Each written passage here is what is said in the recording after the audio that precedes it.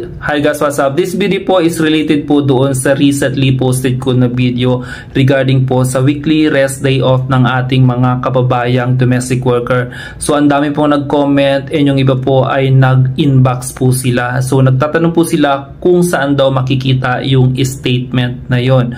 So alam nyo guys, makikita po yon sa kanilang official X account na Musanid. Yung Musanid po is a government platform po siya. Ibig sabihin pag once na post nila, it's official po yan. So hindi lang po sa Musanid makikita yung statement na yon, makikita din po siya sa Human Resource and Social Development po under Labor Education Program for Domestic Worker po. So babasahin ko po sa inyo yung statement na nakasaad dito. Under Article number 8 po siya, Regulation of Domestic Service Worker.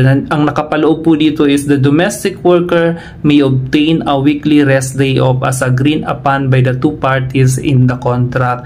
Ibig sabihin po, obligado po kayo ng isang araw na pahinga after buong linggong pagtatrabaho. Itong statement na to is bago tayo pumunta rito sa Saudi Arabia is nasa kontrata na po natin to, yung initial contract na pinirmahan natin sa agency sa Pilipinas, di ba?